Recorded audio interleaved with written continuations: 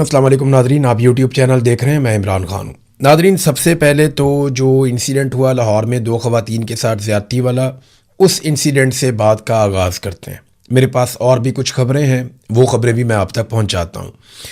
इसमें जो लड़के अभी पकड़े गए हैं ना, उनमें 3 लड़कों के नाम मैं जानता हूँ, और जहाँ से ये लड़के पकड़े गए और जिस तरह इन्होंने गिरफ़्तारी दी और जिसने इस गिरफ़्तारी में किरदार अदा किया, अब आहिस्ता आहिस्ता कहानी खुलकर सामने आ रही है, क्योंकि लोग राब्ते करना शुरू हो गए हैं।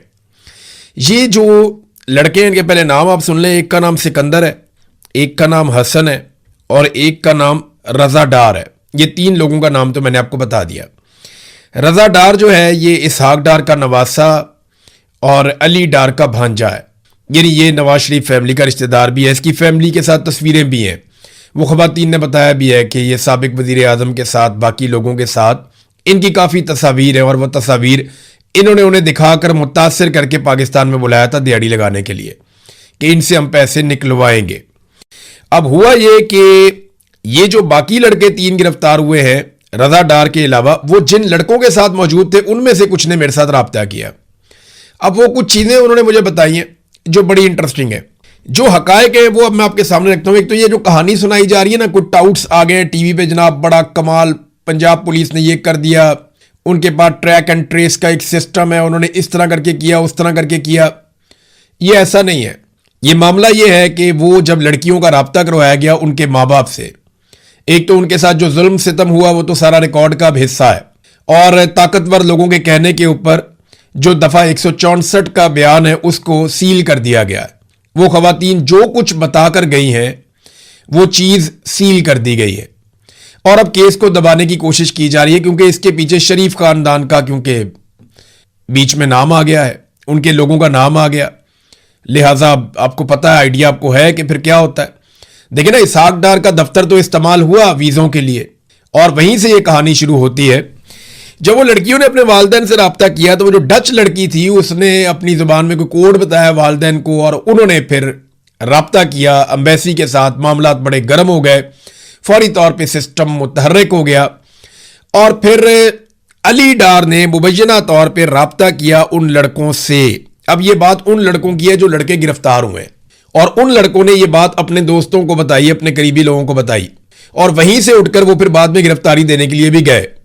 और उस वक्त भी अली डार उनसे राब्ते में था, जो इसहाक डार का बेटा है और जो इस वक्त पंजाब के अंदर एक मिनिस्टर भी है। तो अली डार ने राब्ता किया इन लड़कों को कि मुझे एग्जैक्ट लोकेशन अभी भेजो उस जगह की, और तुम फौरी तौर पे वहां से निकलो। तो उन लड़कों को अली डार साहब ने मुबैना तौर पे वहां से निकाला, और वहां पे जो लोकेशन है वो भी मंगवाकर पुलिस को दी। फिर पुलिस जब वहां पे पहुंची तो वहां सिर्फ लड़कियां थी, उनको बाजियाब करवा लिया गया। बस सादी बात यह है, लड़कियां इस तरीके से बाजियाब हुई है। वो लड़के वहां पे नहीं थे, पुलिस ने कहा जी हमें बंदे चाहिए। फिर उनमें से एक लड़के को अली डार का फोन आता है, और अली डार उस लड़के को कहते हैं कि यार कोई बंदा फिर तैयार करो अपनी जगह पे, जो ये इल्जाम अपने सर के ऊपर ले ले तो तुम्हारी बचत है। और वो बेचारा इधर उधर फोन शून करता है, भाग दौड़ करता है, बेचारा तो नहीं है, जालिम लोग हैं, तो उसको कोई बंदा नहीं मिलता। तो दोबारा अली डार का रब्ता होता है, तो वो कहता है यार तुम फौरन जाओ और जाके SSP तौकीर को मिलो, और फिक्र ना करो, ठीक हो जाएगा सब कुछ। अब जो होना था वो हो गया है, जाओ जाकर SSP तौकीर को मिलो। भागने दौड़ने का फायदा कोई नहीं है, जाकर वहां पे गिरफ्तारी दो, हम मामलात को देखते हैं, मामला ठंडा हो जाएगा। बहरहाल जो भी यकीन दहानी करवाई अली डार ने बहला फुसला के उस लड़के को, अब मैं उसका नाम नहीं बताऊंगा इस वक्त आपको, ये जब कोई मुझे चैलेंज करेगा तो फिर मैं चीजें सामने रखूंगा, मेरे पास सबूत है इन सारी बातों के, क्योंकि जिसने मुझे बताया उसने ये कहा मुझे, तो मैं ये बता रहा हूं, और ये मुबैना तौर पर है जिस तरह मुझे बताया गया। और उस बंदे ने बताया, जो बंदा साथ मौजूद था जब वो लड़का उठ के गिरफ्तारी देने के लिए गया, और वो लड़का रो पिट रहा था, उसने सारा कुछ बताया। उसने कहा जनाब मेरा उस तरह का कसूर नहीं है, ज्यादा कसूर उसका रज़ा डार का है जो इसहाक डार का नवासा है, यानी ज्यादा कसूर इसहाक डार के नवासे का है। और वो तो अड़ गया था कि मैंने बहुत ज्यादा पैसे इन लड़कियों से लेने। वो लड़कियां कह रही थी अच्छा ठीक है हम 1-2 लाख डॉलर दे देते हैं, लेकिन वो कहता था नहीं जी मैंने तो इनसे $3 मिलियन लेने हैं। पहले 3 मिलियन पे अड़ गया, फिर और पैसे कम हो गए, फिर 15 मिलियन के ऊपर, 1.5 मिलियन के ऊपर कोई बातचीत हो गई। तो वो कहानी एक अलग है, वो लेन देन का तो मामला नहीं है। मामला तो असल ये है कि इंसानियत की तजलील की गई है, बड़ा जुल्म हुआ है, जबर हुआ है, और ज्यादती हुई है 2 ख़वातीन के साथ, जो पाकिस्तान की शहरी भी नहीं है, और पाकिस्तान का इमेज खराब हुआ है इस केस की वजह से। तो अली डार साहब का ये रोल अभी तक यहां तक तो पता चला है, बॉस के बारे में अभी तक नहीं कोई बता रहा। यानी बॉस के बारे में एक कहानी मार्केट में फ्लोट की जाएगी आने वाले वक्त में कि ये बॉस कोई तीसरा चौथा आदमी है।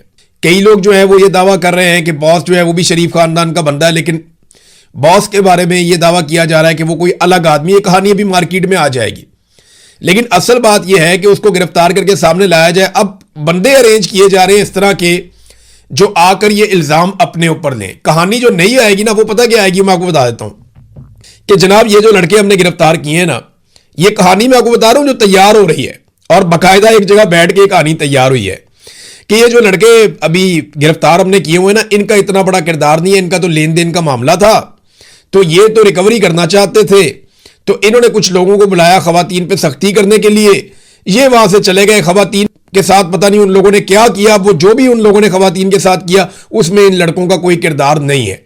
अब ये कहानी इस तरह ट्विस्ट देने की कोशिश की जाएगी। खवातीन को खरीदने की भी कोशिश की जा सकती है, बहुत मुमकिन है इसके लिए भी कोशिश की जाए, लेकिन बॉस के बारे में अभी तक कोई नाम सामने नहीं आया। और ये लड़के गिरफ्तारी से पहले जहां मौजूद थे वहां मेरा किसी से रब्ता हुआ, और पहले कहा गया अपनी जगह बंदा तैयार कर लो, फिर कहा गया जाके एसएसपी तौकीर से मिल लो, थोड़ा बर्दाश्त करो, मामला जो है वो हल हो जाएंगे, कुछ नहीं होता तुम्हें, तो ये मामला ठंडा हो जाएगा आहिस्ता आहिस्ता। अब एक और खबर मेरे पास ये है कि इन लड़कों में जो एक कमजोर लड़का है निस्बतन, जिसके पीछे आने वाला कोई नहीं है बाद में, मुझे एग्जैक्टली उसका नाम पता है लेकिन मैं फिलहाल किसी वजह से नाम नहीं ले रहा। इनमें जो निस्बतन कमजोर लड़का है, ये उस लड़के पे सारा मुद्दा डालना चाहते हैं कि वो जो बाकी बदमाशों को लेकर आया था वो लड़का लेकर आया था, और ये जो जुल्म और जबर वाली सारी कहानी है इसके पीछे भी वो लड़का है, तो ये जो बड़े और ताकतवर लोग हैं ये इससे बच जाए, बॉस का किसी को पता ही ना चले। तो अब ये कहानी इस तरफ को जा रही है, देखते हैं आने वाले वक्त में इसके अंदर और क्या निकलता है। ये वो तफसीलात हैं जो अब मेरे पास थी, मैंने आपके साथ शेयर कर दी है। बहुत सारी चीजें और भी हैं, लेकिन ये केस खराब हो जाएगा। पुलिस जो कर रही है ना, वो जो करती चली जाएगी वो बाहर निकलता जाएगा, क्योंकि बहुत सारे लोग अब हमारे साथ राब्ते में हैं और वो बता रहे हैं कि यहां पे क्या ज्यादती और क्या जुल्म हो रही है। वो भी उन्होंने बताया कि जिस किस्म की वीडियोज है, वो दो लड़कियों के जो बयानात है, वो जो उनका दफा 164 का बयान है, ये सारी चीजें अगर मंजरे आम पे आ जाए तो भूचाल आ जाएगा। नाजरीन, ईरान के अंदर एक बड़ी डेवलपमेंट आपको पता है हो रही है। शहीद आयतुल्लाह अली खामनाई की शहादत के बाद अब उनकी तदफीन का मरहला आ गया है। देखिए, शहीद हुए थे वो आज से कई महीने पहले, 28 तारीख थी फरवरी की, जब अमेरिका ने अटैक किया था। आयतुल्लाह अली खामनाई शहीद हो गए थे, और अब जुलाई का महीना शुरू हो चुका है, यानी मार्च, अप्रैल, मई, जून, 4 महीने गुजर गए और 5वें महीने में उनकी तदफीन हो रही है। ये बहुत देर के बाद तदफीन की जा रही है। इसकी वजूहात भी हैं कि इस बीच में जंग लगी रही, बड़ी गैर मुतवक्के सूरत हाल थी। उन्हें इस बात का डर था कि हम जब तदफीन का मरहला आएगा तो कोई अटैक ही ना हो जाए, कोई और मामलात ना हो जाए। बहरहाल पहले मुज़ाकरात वगैरह हुए और उसके बाद जब चीज़ें कुछ नॉर्मलाइज हुई तो अब तदफीन की जा रही है। 100 के करीब ममालिक से लोग वहां पे गए हैं ईरान में। अरब ममालिक के बारे में यह खबर दी गई अमरीकी मीडिया में, और यह दावा किया गया कि अरब ममालिक को अमेरिकन सरकार ने इन्फ्लुएंस करने की कोशिश की कि आप लोगों ने नमाज जनाजा में नहीं जाना और आप ईरान से अपने आप को डिस्टेंस करें, वरना अमेरिका के साथ आपके मामलात अच्छे नहीं होंगे। अब इस किस्म की खबरें रिपोर्ट हुई, लेकिन इसके बावजूद सऊदी अरब से भी वफद गया और ममालिक से भी गया। अफगानिस्तान से 2 वफद आए। एक वफद तो अफगान तालिबान का जो है उनकी सरकार का, और दूसरा जो अफगानिस्तान के अंदर नहीं रहते, अहमद मसूद वगैरह, ये इनको भी बुलाया गया ईरान ने, और उनको टाइटल दिया कि ये मुज़ाहमत करने वाले लोग हैं, तो उनको भी बुला लिया। तालिबान ने इसके ऊपर बुरा बनाया, लेकिन फिर भी दोनों को एक जैसा प्रोटोकॉल दिया गया ईरान के अंदर।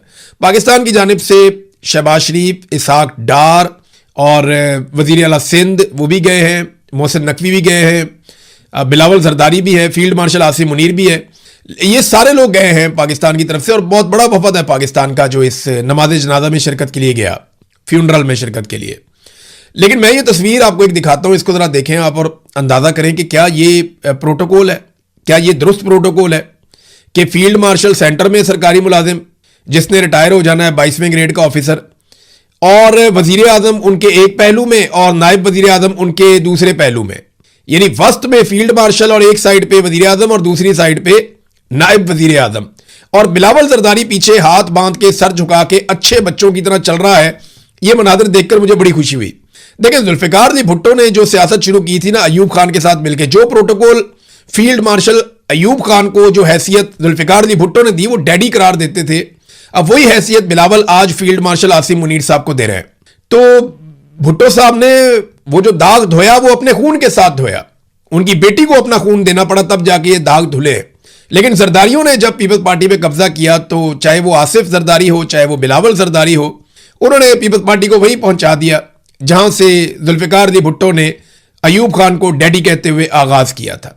तो बड़ा अनफॉर्चुनेट है, अपने खून के साथ कुर्बानियां देकर जो धब्बे और दाग धोए थे, पीपल्स पार्टी ने बहुत कुर्बानियां दी थी, वो सारे दाग जो हैं वो फिर से लगा दिए जरदारियों ने आकर पीपल्स पार्टी के ऊपर। तो मेरा ये जाती तौर पे मानना है कि फील्ड मार्शल को पिछली किसी सफ में और साइड पे होना चाहिए था, प्राइम मिनिस्टर को सेंटर में रखना चाहिए था। चाहे वो जाली प्राइम मिनिस्टर है, चाहे फील्ड मार्शल ने लाके बिठाया हुआ है जाली फार्म 47 के ऊपर, लेकिन पीछे होना चाहिए था फील्ड मार्शल को। ये प्रोटोकॉल के खिलाफ है, ये नामुनासिब है। देखिए, जब तक हम ये अलाइनमेंट अपनी ठीक नहीं ना करेंगे कि किसने कहां खड़े होना है और किसको क्या हैसियत मिलनी चाहिए, जब तक हम अपनी अलाइनमेंट ठीक नहीं करेंगे तब तक हमारा मुल्क ठीक नहीं होगा, बदकिस्मती से। और ये हकीकत है, हम इससे भाग भी नहीं सकते। मुल्क दायरों में घूमता रहेगा जब तक कि हम ये अलाइनमेंट ठीक नहीं करेंगे। पाकिस्तान तहरीक इंसाफ के ऊपर एक तनकीद होती थी कि चंद साल कबल आने वाले बैरिस्टर गौर को जनाब बना दिया गया चेयरमैन पार्टी का। वो चंद साल पहले आए थे, शेख वकास अकरम, उनको बना दिया गया पार्टी का इंफॉर्मेशन सेक्रेटरी, और इस किस्म की तनकीद होती थी।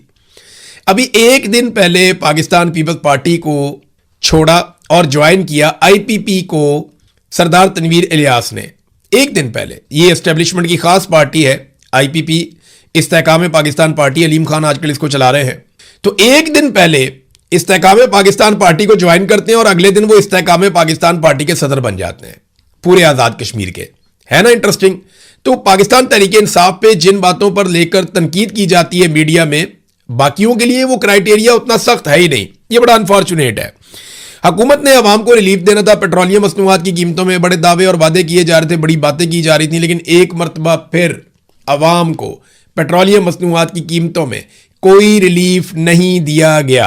आलमी सतह पर कीमतें कम होने के बावजूद पाकिस्तान की जो मिलिट्री एस्टेब्लिशमेंट की बनाई हुई सरकार है, फील्ड मार्शल आसिम मुनीर और शहबाज शरीफ साहब, क्योंकि सरकार तो इन दोनों लोगों की है, इन्होंने किया यह है कि जो पेट्रोलियम लेवी है उसमें मजीद 6.25 रुपए का इजाफा कर दिया है। ये रिशान यूसुफ साहब की टाइमलाइन से मैं बता रहा हूं कि अवाम को पेट्रोलियम मसनूआत की कीमतों में रिलीफ देने की बजाय पेट्रोलियम लेवी में मजीद 6.25 रुपए का इजाफा कर दिया गया। ये नादरीन हालात हैं। जबकि पेट्रोलियम मसनूआत की कीमतों में जो कमी है वो इंतहाई मामूली है, यानी 2 रुपए से भी कम कीमत कम की है इन्होंने पेट्रोलियम मसनूआत की। बढ़ाते हैं तो 150 रुपए बढ़ा देते हैं एक एक रात में, जब कम करते हैं तो 2 रुपए से भी कम। अंदाजा करें आप कैसा इन्होंने कौम को चूना लगाया, लेवी के नाम पे कौम को चूना लगा रहे हैं और लगाते चले जा रहे हैं, बात ही नहीं आ रहे। नादरीन, हमारे शहीद अरशद शरीफ, उनका केस आपको पता है कीनिया में चल रहा था बड़े लंबे अरसे से, और कीनिया में यह साबित हुआ कि यह कोई हादसा नहीं था, यह जो कत्ल है यह जानबूझकर किया गया था। शहीद अरशद शरीफ की फैमिली कोशिश कर रही है कि किसी तरह उन्हें इंसाफ मिले। कीनिया में जो लोग कातिल हैं, जिनके हाथों से बंदूकें चली हैं, वहां तो इंसाफ मिले।